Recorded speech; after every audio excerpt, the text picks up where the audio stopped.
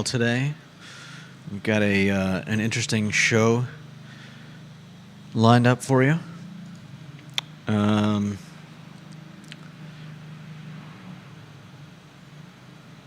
Hope you're all having a good week. Hope you all had a wonderful President's Day.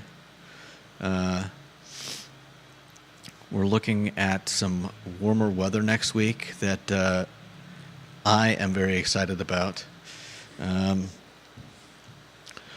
We've got some information on Bettinger, the suit that she claimed against the university has been settled. We're going to talk about whether or not you think she got justice.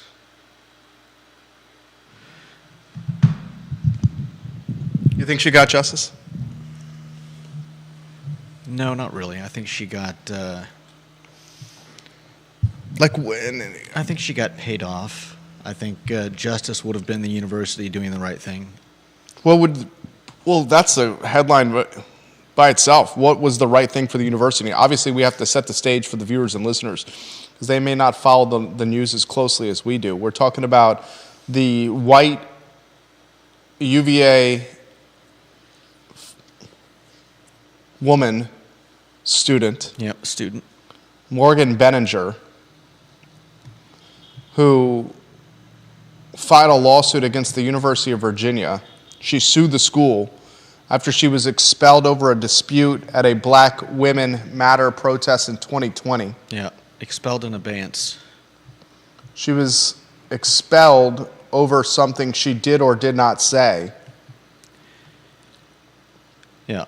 Zy Bryant, the Charlottesville High School graduate, national known activist, utilized her social media influence to pursue an aggressive social media attack against Morgan Bettinger, which drum up interest from the University of Virginia on booting Bettinger from the school. Yeah. Which Bettinger said then ruined her life. Yeah. And has continued to this day ruin her life. We'll talk about, justice is a word that is just so malleable and so, how would you characterize the word justice? I don't know about malleable. I think nebulous. Yeah, in terms vague, uncertain, unclear. Yeah, I think in some cases I could see that. I think it was nebulous in this one. All right, we'll rock and roll in the talk show here. This is a good talk show topic. Viewers and listeners, give the show a like and a share anywhere you're watching. We talk Charlottesville on this program, Central Virginia on this program. We can rock and roll when you're ready. I'm looking forward to chatting with you today, Judah. Me too. Quiet on the set.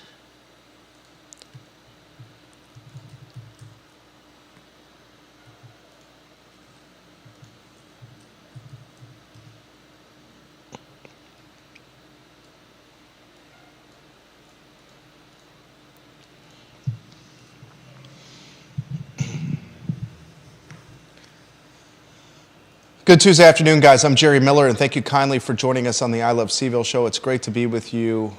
We love connecting with you through the network. We're a block away from the Charlottesville Police Department, a block away from the Albemarle County and Charlottesville Courthouse, is a block off the downtown mall. We're a mile and change from Thomas Jefferson's University, Scott Stadium, the John Paul Jones Arena, smack dab in the heart of this community. Today's program is one that we're proud of, and today's program has been influenced by two valued viewers and listeners. I hope he is watching today, a man that I have significant respect for. Curtis Shaver has influenced two headlines on screen today. Curtis Shaver, a known commodity in this community, the one-time executive chef and co-owner of Peloton Station, a place that many of us miss dearly, now working a much more predictable schedule outside restaurant life, has two headlines on screen right now that were suggestions from him. Also, I got a tip from another known commodity in our family, in James Watson. He is a top 10 member of this family. In fact, Curtis Shaver needs to be ranked as now that I'm thinking about that. Let's go to the iloveseville.com/viewer rankings. iloveseville.com/viewer rankings for the power poll. And let's go ahead and put Curtis in at the 38th slot. Now, frankly speaking, after putting two headlines on screen today, he comes in at a higher spot than 38. I think he checks in at an even 31 and everyone gets slightly pushed down because he's crafted the show today or helped craft the show today. James Watson, we get his photo on screen. I almost wore a tank top today with Curtis Shaver's photo on it. I literally have a tank top with Curtis Shaver's picture on it. I may wear it sometime on the show. James Watson is number 5 in the family. Let's get his photo on screen. He sent us a story that did not make the headlines, but one that I'm going to lead with because I think it's important. He was at the Shops of Stonefield. I'm reading on my phone right now. And there was a restaurant in the Shops of Stonefield that was that served organic sandwiches and smoothies. And he sent me 2 photos of this organic sandwiches and smoothie Stonefield restaurant, food and beverage business now being completely empty. And he said, I don't even think this place made it a year. Oof. And the Shops of Stonefield, owned by a private equity firm outside of New York, the Shops of Stonefield. We appreciate the tip from James Watson, number 5 in the family, University of Virginia graduate, all-around A-plus guy. What we try to do with the talk show is we want to crowdsource content. We want content from you, the viewer and listener, that you think is influential to Charlottesville, Albemarle County, and Central Virginia. And today's program is a good indication of that with Mr. Watson and Mr. Shaver crowdsourcing content for us. We'll get to the fact that the Daytona 500 winner, and I'll tell you what, the Daytona 500 was a hell of a lot more compelling than last night's Virginia basketball game. Both Judah and I said, let's pick Virginia to win at Castle Coliseum. We were mistaken. Yeah. The Hokies hit and hammered the Hoos. It was humiliating. Humiliating loss. We'll talk about that on today's show. The Daytona 500, on the other hand, was compelling and engaging. William Byron, your Daytona 500 winner, a Liberty University online student, as I learned last night from C-Shave, Curtis Shaver. William Byron's victory snapped Hendrick Motorsports' 9-race Daytona 500 losing streak in a rain-delayed race on Monday evening, a race dubbed the Great American Race. Also, very interestingly, the Disc Golf World Championships being held this year in Lynchburg. I learned that from Curtis as well. So Lynchburg with the Daytona 500 champion, William Byron, being an online student at Liberty U, and with the Disc Golf World Championships being held later this year in Lynchburg. Lynchburg has got 2 headlines in and of itself on today's edition of the I Love CVille show. I want to lead the program with a story that we've covered extremely well on the I Love CVille network, and that is just an unfortunate turn of events on so many different levels. With Morgan Benninger, the University of Virginia student who has now settled her lawsuit with UVA. We do not know the terms of the settlement. Judah, I hope it was for tens of millions of dollars. Yeah, no doubt. Tens of millions, if not more, I hope, Morgan Benninger got. Yeah.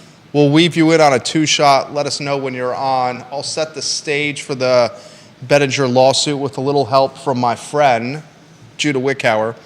So she's in downtown Charlottesville, right? Morgan Benninger. She's a white, can I say female student? Because it's an adjective there, female? Yeah. Okay. That's perfect. Thank you, Judah. She's a white female student at the University of Virginia. She's in downtown Charlottesville in 2020. There's a Black Women's Matter protest going on in downtown Charlottesville at the same time that Morgan Benninger is in downtown Charlottesville. Miss Benninger comes up to the Black Women's Matter protests, and there was a truck with a man behind the wheel that was serving as a barricade or a blocker, a barricade of protection for the Black Women's Matter protesters. Yeah. And, excuse me, Miss Benninger may or may not have said the following, quote, "It's a good thing you're here because otherwise these people would have been speed bumps," end quote. Yeah. She either, one side said that, Benninger did this in a joking capacity. Some people said maybe the comment never even happened. I think the biggest problem is that the context, the comment was, I think, Interpreted. not just misinterpreted. They completely changed the comment and then misinterpreted it. I mean, from my standpoint, that's making something up. Yeah. The protesters took the comment and misinterpreted it. If we're giving the benefit of the doubt, if we're not giving the benefit of the doubt, completely made it up as an attack Yeah. on those involved in the protest.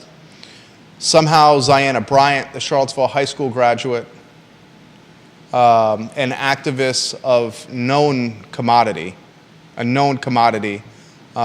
activist that probably the top profile activist in the Charlottesville and Central Virginia community. She was the activist that was the rallying cry and the inspiration behind the statue removal in Lee Park. She's a University of Virginia graduate. Mm-hmm. We've covered her on this show with her ties to the Dove commercial campaigns. Yeah. She took Morgan Benninger's comment, whether it was said or whether it was not said, and made it, I guess, a story. And that's me putting it lightly. Oh, very lightly. What's a better characterization? I mean, she turned it into some people are probably going to get mad at me for saying this, but I would argue that it wasn't much different from what people bringing torches onto UVA grounds. I mean, she basically started a witch hunt against Morgan Bettinger. There's a profile in the Daily Progress about this today. It's a good profile, Yeah. Good story on what happened. Mm-hmm. Ziana Bryant used her social media following to drum up interest from other students. Judah's term, a witch hunt against Morgan Benninger. I mean, she essentially held the school at what's the word I'm looking for? In the palm of her hands, had leverage over the university, basically was dangling the university as if she was a puppeteer. She threatened to close down, I believe it is a Duke UVA game. She said that if they didn't expedite the case against Bettinger. That's correct. And basically threatened them that they had to find her guilty. There it is. She utilized social media influence and clout, equity earned as an activist, to basically bring the University of Virginia down to its knees, almost as if she was a puppeteer and Jim Ryan and UVA were her puppet, dangling the strings to do what she wanted.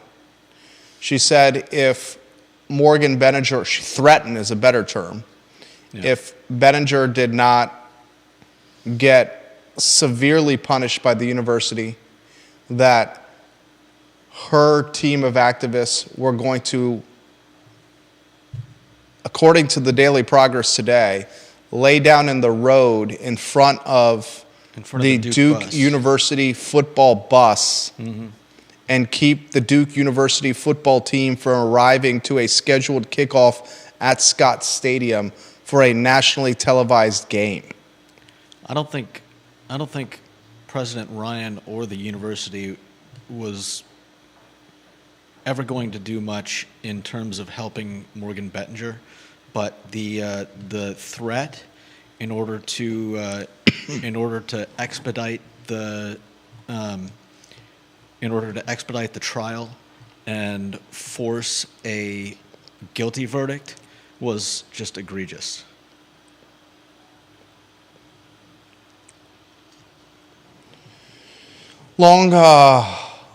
Unfortunately, a story that gets longer. We will synopsis for you. They have since settled. Yep. Bettinger, her attorneys, and the University of Virginia. Neither Bettinger's attorneys nor Bettinger herself are commenting on the settlement. Right. Local activist Ziana Bryant is not commenting on this either. Yeah, hardly a surprise. In either case, if I was Morgan Bettinger, I would want to distance myself from the school and take my winnings and go live a life somewhere else. So the question and is if I this. was Ziana Bryant, I would want to distance myself from this as well because I think it's evil. Blaise Pascal said, "Evil is easy and has infinite forms." I think we saw it in 2017 when men carrying torches came to UVA, and I think we saw it again in 2020 when we saw metaphorical torches again carried at UVA. Deep Throat makes this comment, number one in the polls, put his photo on screen. The fact that the University of Virginia settled with Morgan Bettinger, you have to believe this is about how ugly discovery would have been. Right. Basically, the details of what happened coming to light. Yeah. Basically, the university jumping to judgment. The jumping to conclusions Matt here. Well, I mean, the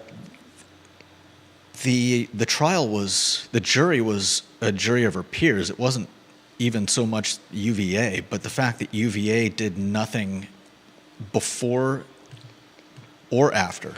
Right. After it was found out that there was no reasonable way to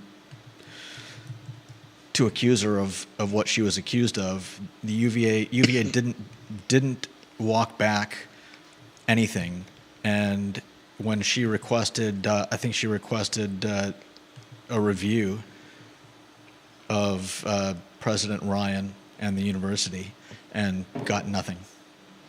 And this was at a time in 2020 when not just Charlottesville, not just the University of Virginia, but the entire nation was racially charged. Yeah.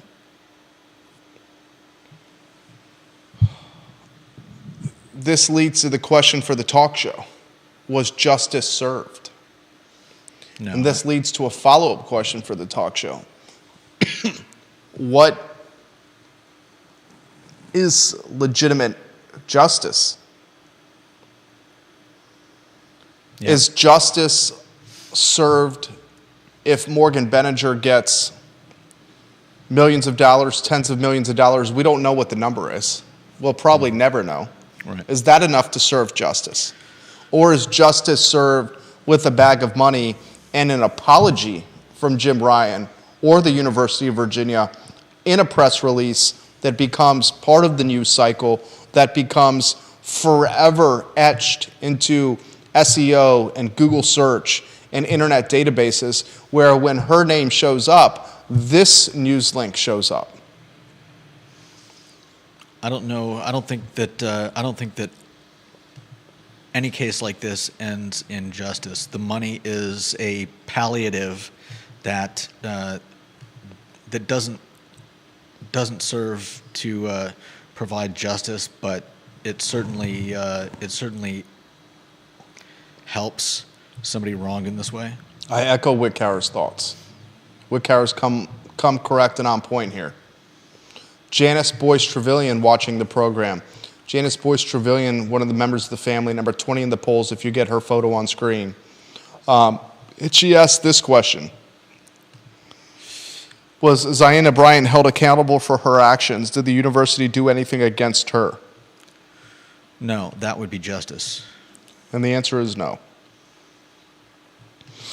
Because if it was in fact a statement that was made up, that's an honor code violation. I don't know that you could prove that. I do believe that it's not that it was made up. I believe it was misheard or misconstrued.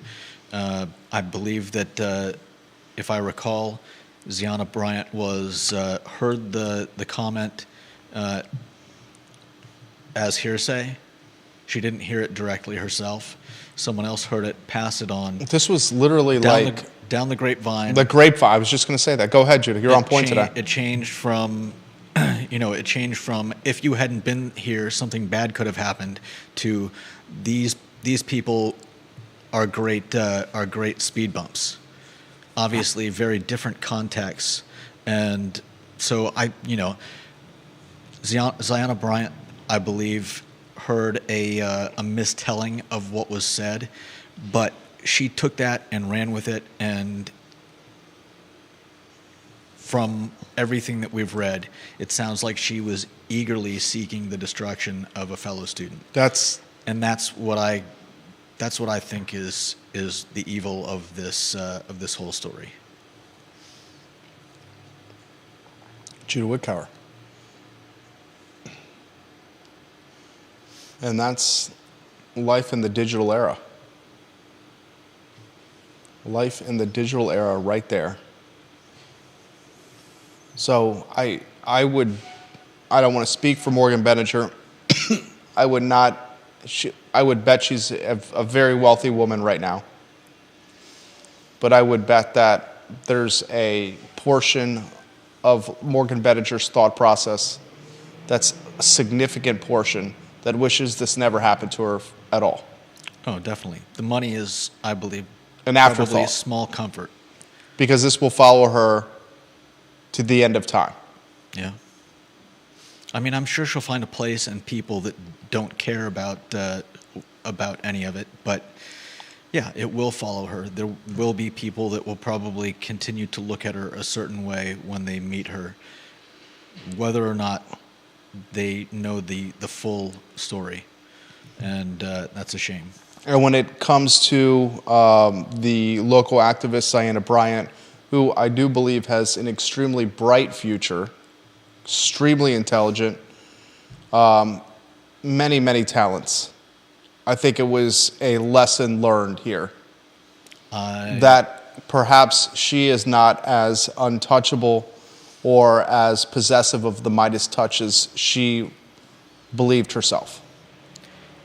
I would like to think that she learned a lesson. I'm not sure how she would, though. She wasn't part of the suit, and well, I mean, I hope the lesson learned was how close that she could have been.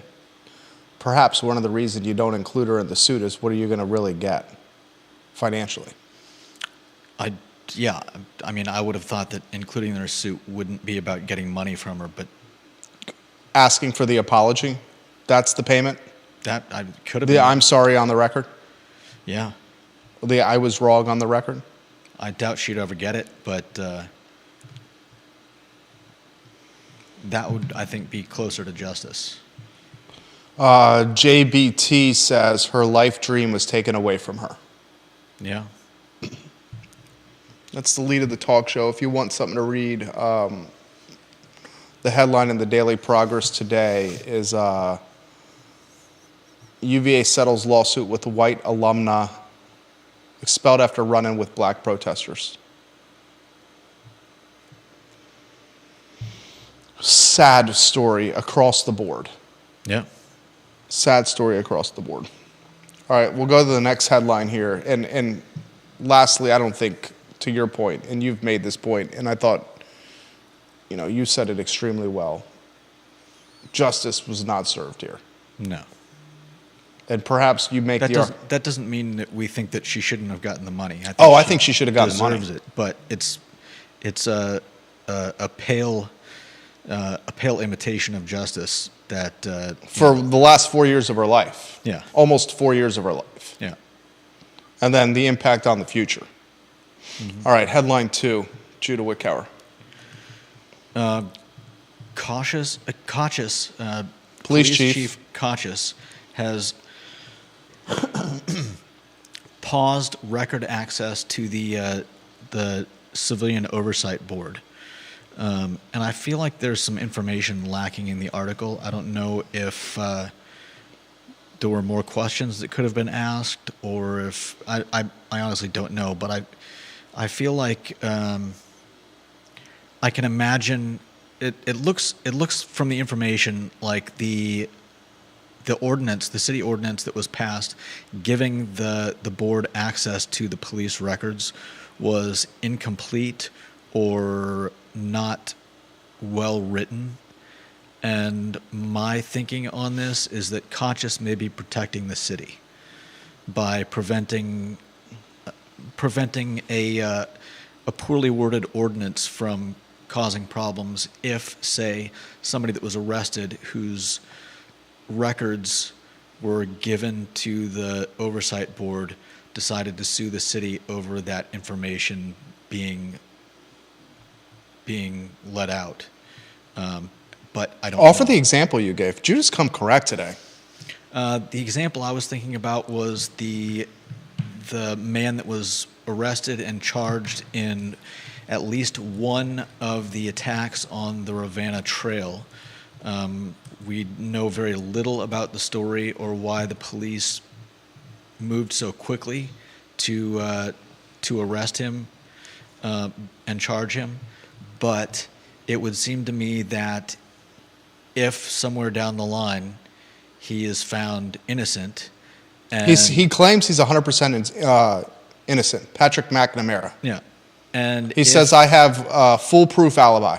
yeah, and if the records that the police have gathered over the course of this investigation were released to the Police Civilian Review Board. Charlottesville Police Civilian Oversight Board, I feel like there could be ramifications in terms of his ability to then sue the city over those records being released, if there were holes in the ordinance.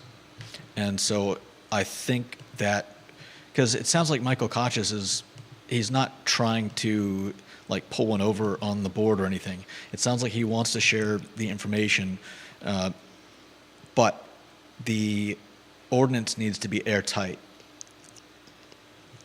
The Police Civilian Review Board continues to be in the news. And it's been in the news for a number of reasons, which I'll leave up to you to investigate online. A quick Google search will help you with that. Mm-hmm. The idea of an oversight board with civilians, with local police, I'm all for. Yep. Love the idea. If you watch this program, you know we back the blue. If you watch this Yep. program, you know we're huge fans of Chief Mike Kachis. We've dubbed him the George Clooney of policing, and since Mike Kachis took this job roughly 13 months ago, we have not had a gun violence or crime problem like we did prior to his arrival. It's not in the news cycle as much. Gun violence is down. Violence is down. Chief Kachis, through his walk and talks or his community events where he's talking with various leaders of various neighborhoods in the community, Chief Kachis, with his humanized, localized, and personalized outreach efforts, have made an impact. Yeah. It's not like we haven't seen continued violence, but I feel like it's, in each case, it's been quickly, the problems have been quickly buttoned up, and I feel like, at least here, I feel like there's quick resolution, and the attention to the cases is what's the word I'm looking for? I feel like nothing feels like it's out of hand. Everything feels like, Well, you when know, we have we know- crime and we know those you that can't- perpetrate the crime are caught, yeah, you can't. that is reassuring. You can't preemptively stop crime. Right. But But- what you can do is catch the people doing the crime. Yeah. And that's what they're doing. Exactly. And when they're catching the people doing the crime, that creates reassurance. Yeah, That creates confidence. that's the word I was looking for. Reassurance. That creates the feeling of safety. Yeah. And the feeling, like, you know what law and order is? The concept of law and order is as much about tangible law and order as it is about reassurance in the feeling of law and order. Yeah. The concept of law and order is when we walk anywhere, we feel safe. Yeah. It's as much about that feeling as it is doing the walking and not having anything happen to you. Right. He's conjured the feeling again Of reassurance. Yeah, I of agree. reassurance. And he's done it a number of ways. How he managed the clearing of the houseless population in the park, Yeah. where at the end, they weren't even there. Right. They said, here's your deadline, please leave. Yeah. And they allowed the folks in the park that were the encampment, Sandersville, to clear on their own. I believe they helped some of them clear. They did. They helped. He went door to door, air quotes, on the tents and said, we're giving you to this deadline, just letting you know. Yeah. So here's from the article what I was talking about in terms of I don't believe Conscious is intending this as some type of block.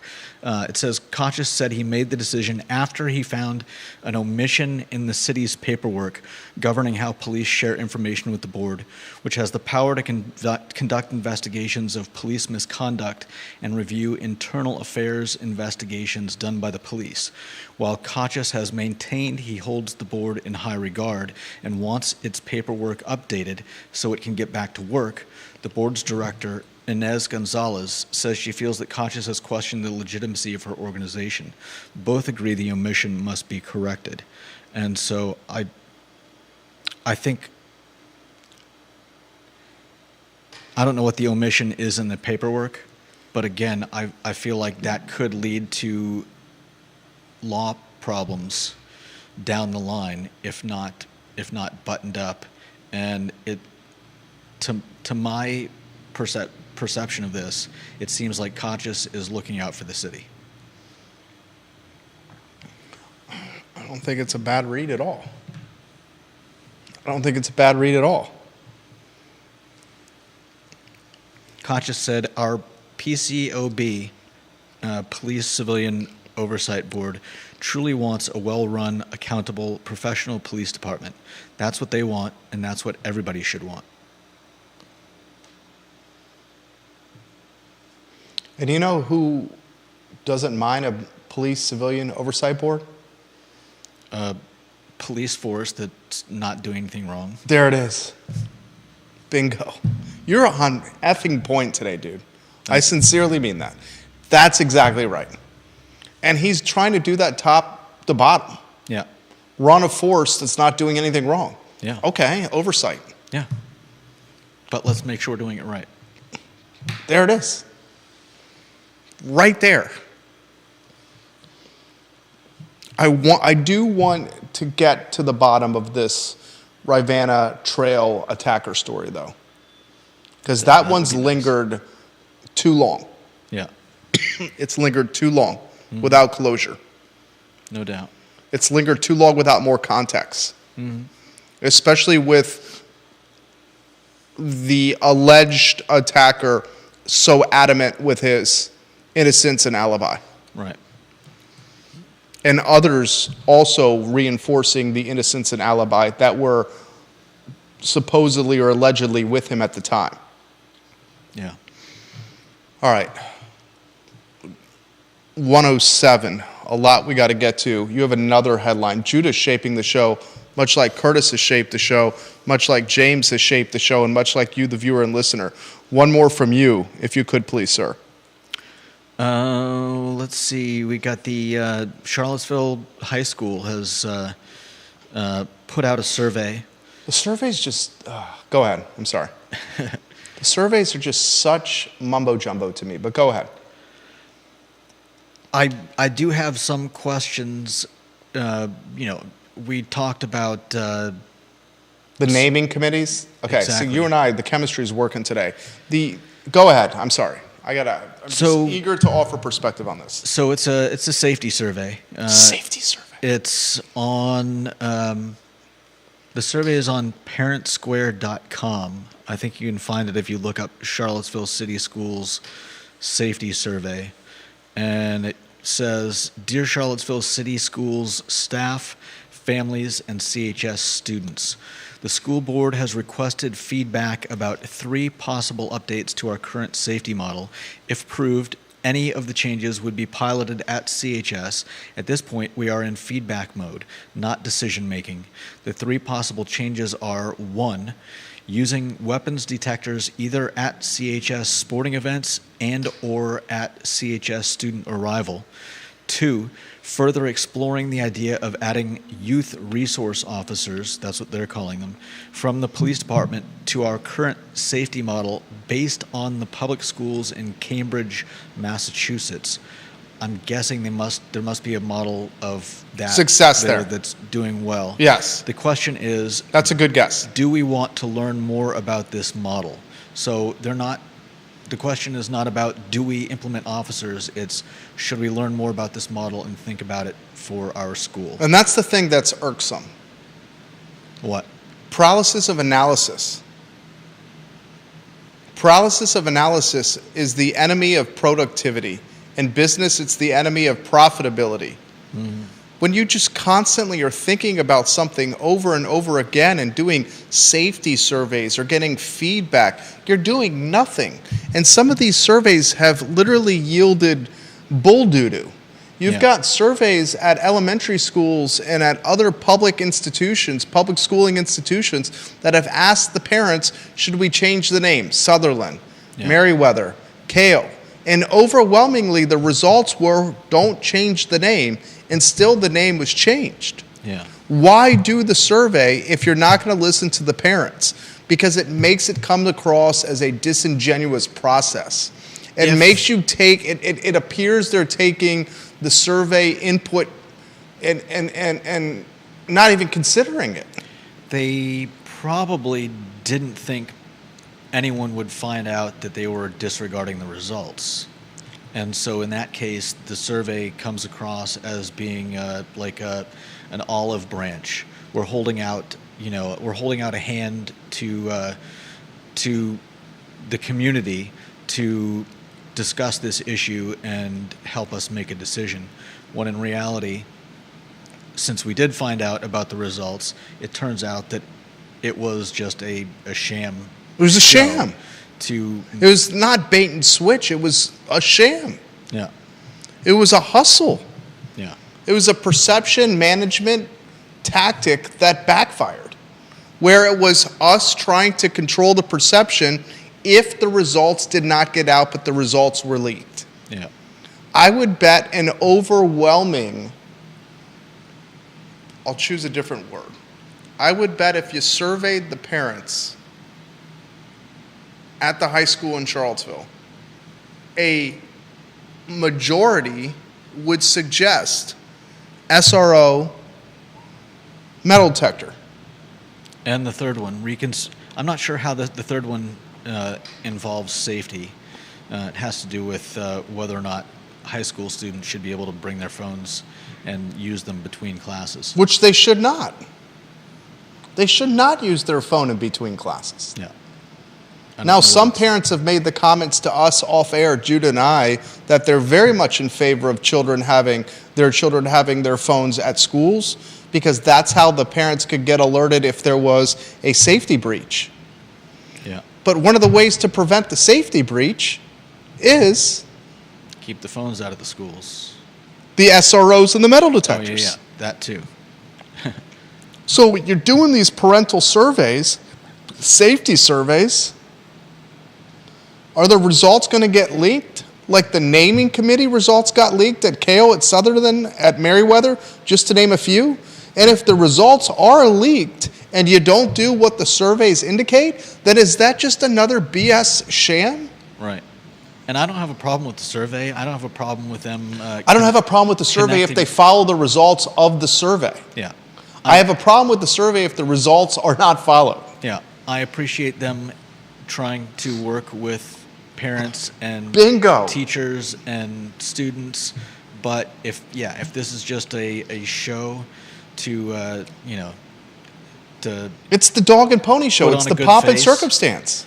then, yeah, that would be a shame. It's like the guy that's standing on the corner in a big city with a cardboard box, and he's got 3 cups and a little white ball under one of the cups, and he asks for $100 from you, and he says, guess where the cup is?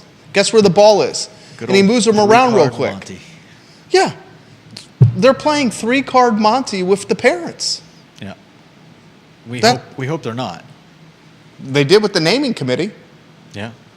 I would bet the decision's already made. Could be. And if the decision's already made, this is a disingenuous process. Yeah. Good topic for a talk show. 2 headlines from the illustrious, the esteemed, the distinguished, the iconic Curtis Shaver. I'm going to be wearing a Curtis Shaver tank top on the talk show. We're also going to be introducing a fortune teller segment with crystal balls, magic wands, and headdresses. Judah does not know this, but he also may be a part of the fortune teller segment. What would be the name of my fortune teller character? Let's see. I'm going to get smoke like you see at a club where we can push a button and smoke comes and encompasses the set. There will be a crystal ball in front of me. In fact, we have it right off set. I'm going to wear a headdress. We're going to be using these magic wands, and we're going to be telling fortunes on the show that are tied to Charlottesville and Central Virginia. How about the inscrutable Mesmero? What? That's the scrutable Mesmero? Never mind then. Okay, something that's brandable. Short and sweet. You know what the best names for dogs are? I do not. 1-syllable dog names. 1-syllable dog names. Like Spot. You go to Spot. Leo. Max. Liza's a good one. That's 2 syllables. Lucy's another one. That's a good one. That's 2 syllables. Short and sweet. Give me a fortune teller name that's short and sweet. Man. Jerry the Big Brain. Jeez. Next segment, please. The Daytona 500 winner. The Daytona, I started the program with this. You watched the Daytona 500 last night? A hell of a lot more compelling than UVA and Virginia Tech. The Hokies castrated the University of Virginia on national TV. I mean, obliterated, annihilated, destroyed, hammered, hosed the Who's. Daytona 500 winner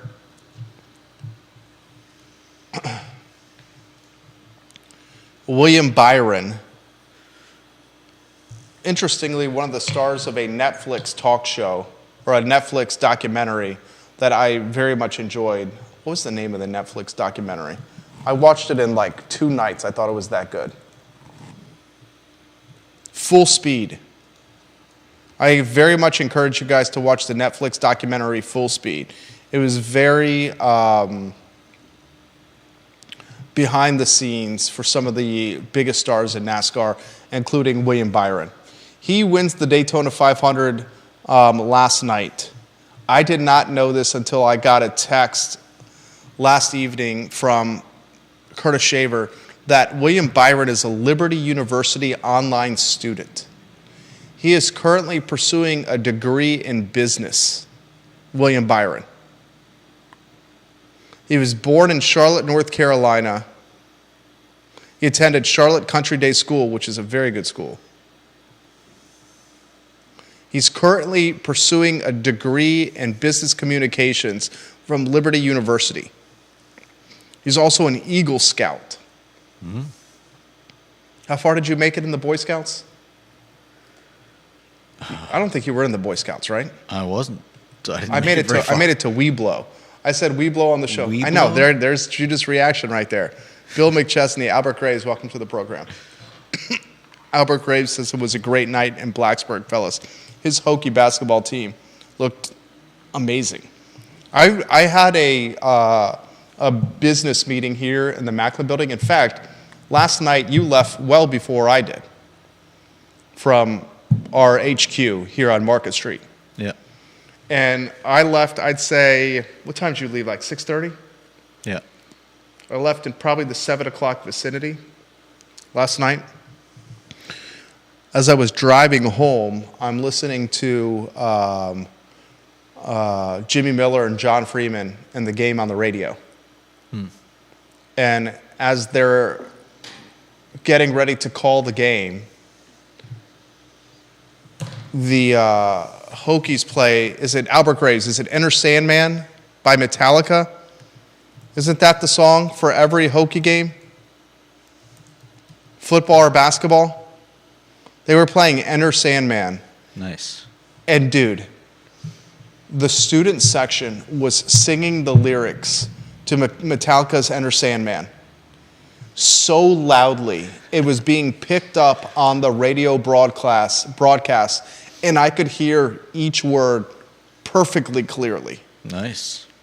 And it was just a reflection of how tough a place Castle Coliseum is to play. At the same time, this game, the Daytona 500, was concluding, and William Byron he captures the checker flag under caution.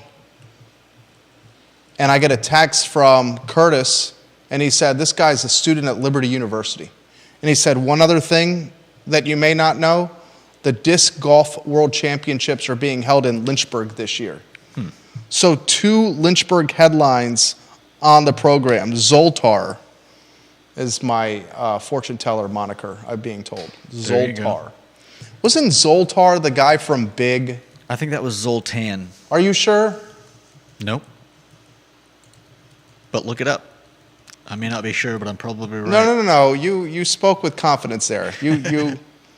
No, is it Zoltar?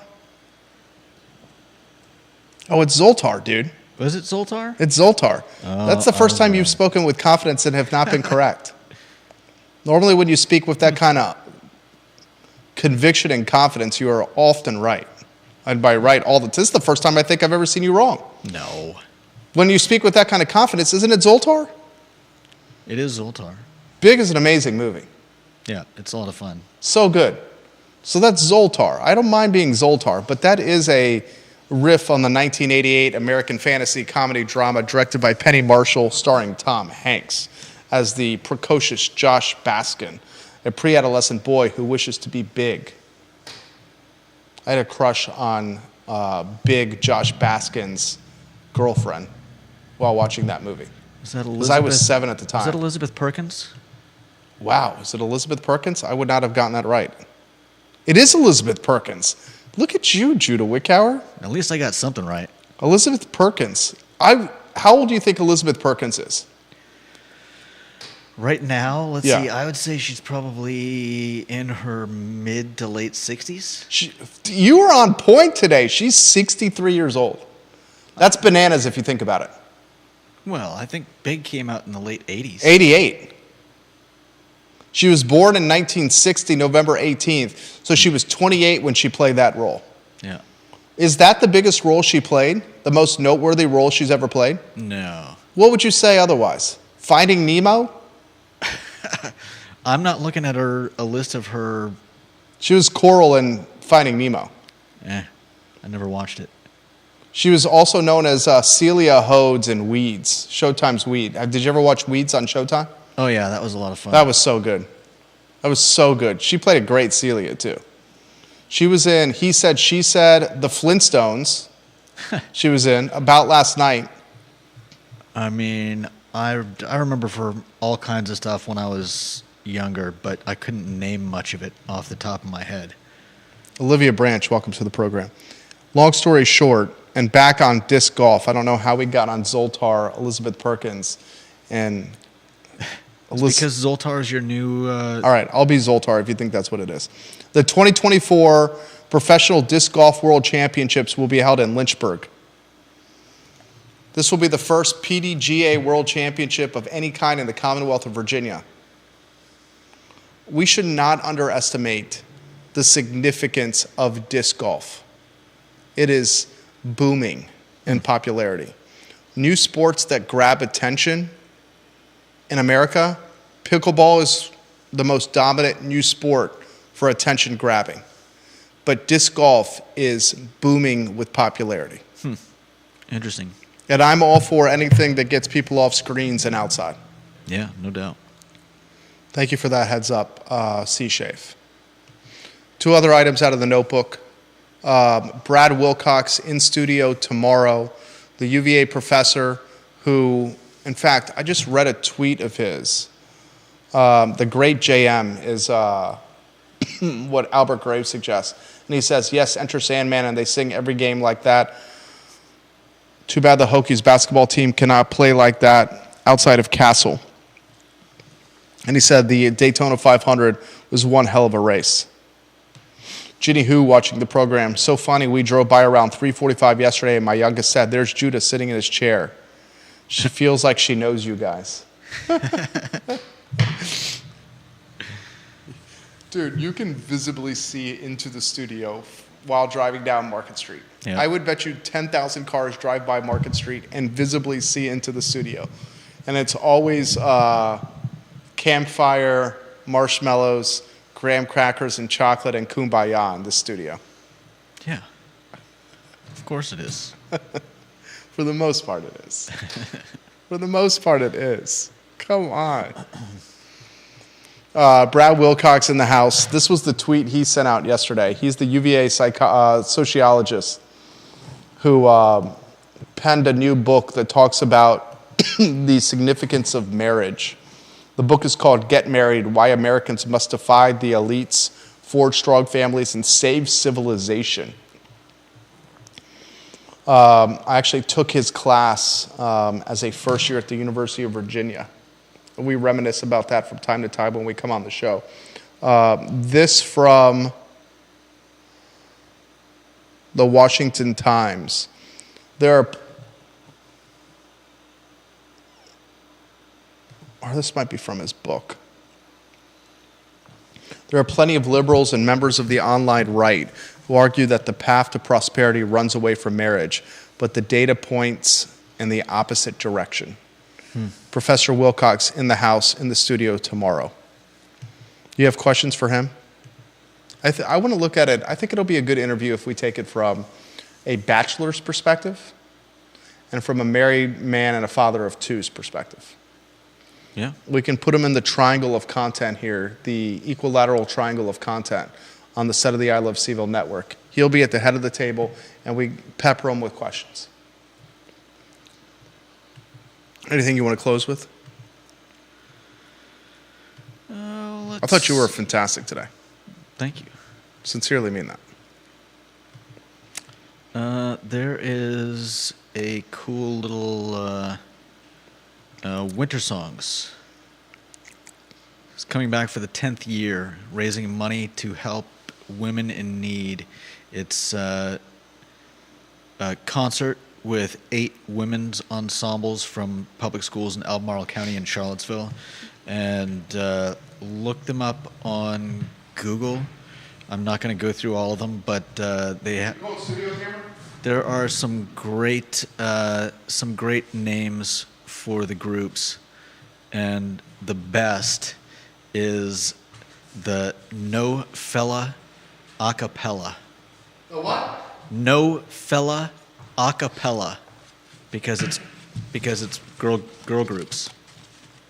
Oh, that's good. Yeah, No Fella Acapella. I like that.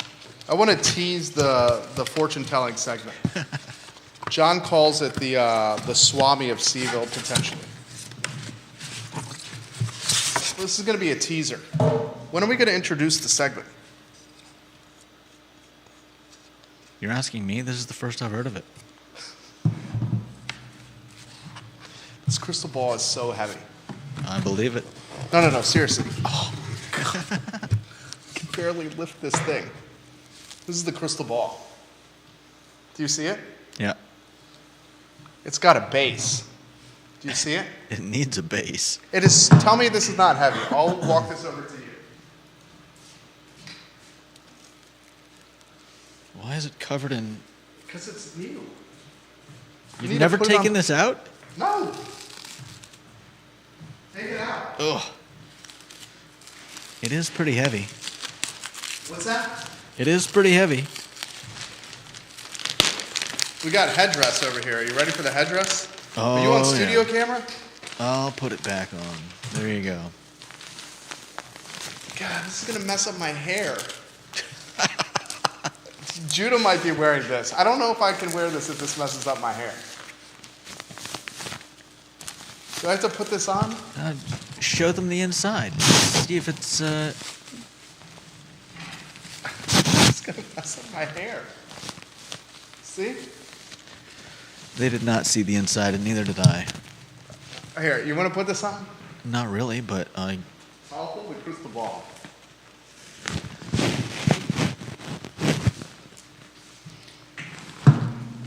It's going to mess up your hair. There's nothing messes up my hair. See, I don't have that. You got no product in. Are you know. putting it on? What? Yeah.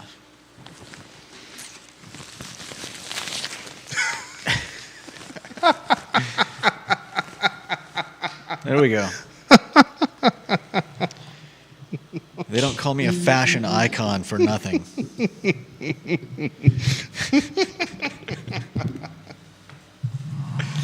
Oh, God.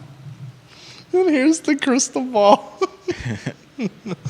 I don't know if we can roll this out with Brad Wilcox. I'm not sure if he'll ever come back to the show. This might be for a Thursday program. Oh, God. This is the Tuesday edition of the I Love CVille show. Viewers and listeners, thank you for watching the program. Thank you for joining us today. For Zoltar, I'm the CVille Swami.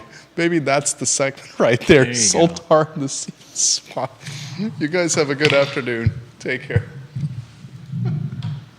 They can still see the top of my head.